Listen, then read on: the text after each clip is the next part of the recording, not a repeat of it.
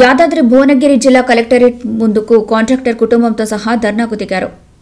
చేసిన పనులకు బిల్లులు చెల్లించకపోవడంతో అప్పుల పాలై తీవ్ర ఆర్థిక ఇబ్బందులు పడుతున్నానని కాంట్రాక్టర్ కృష్ణ ఆవేదన వ్యక్తం చేశారు. భువనగిరి మండలంలోని హన్మాపురం తాజ్పూర్ గ్రామాల్లో 2023లో బీఆర్ఎస్ ప్రభుత్వ కాలంలో 42 లక్షల విలువైన పనులు చేసినా ఇప్పటి వరకు ఒక్క రూపాయి కూడా అందలేదని తెలిపారు.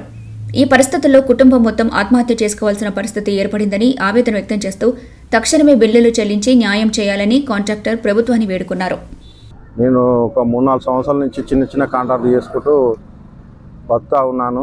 ఈ 2 years నుంచి SDO వర్క్ చేసిన 42 లక్షలు నాకు రావాలి.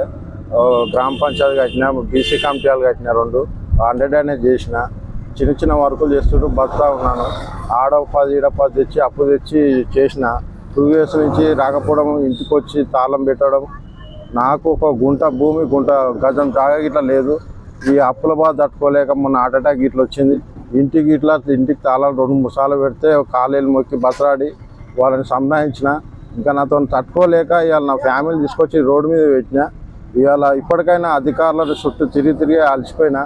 ఇప్పటికైనా అధికారులు కానీ, మన సీఎం మన రేవంత్ రెడ్డి కానీ, మన ఉప ముఖ్యమంత్రి కానీ సీతక్క కానీ, మన ఎమ్మెల్యే ఎమ్మెల్యే అనిల్ కుమార్ రెడ్డి కానీ అందరూ దయచేసి నన్ను బాధ అర్థం చేసుకొని నాకు రిలీజ్ చేయాలని చెప్పి మనస్ఫూర్తిగా కోరుకుంటున్నాను. నాకు ఈసారి ఒక్కసారి అయితే నాకు రిలీజ్ చేయండి సార్ అని చెప్పి కోరుతా ఉన్నా. 2 years అవుతుంది. 2 సంవత్సరాలు అంటే చేయబట్టి 4-5 సంవత్సరాలు అవుతుంది. 2 years నుంచే వస్తలేవు బిల్లులు. ఎమ్మెల్యే ఎలక్షన్లో కోర్టు పడే వరకే నాకు రెడీ అయిపోయినాయి వర్కర్లని. అప్పటి నుంచి ఇప్పటి వరకు ఒక్క రూపాయి రిలీజ్ కాలే.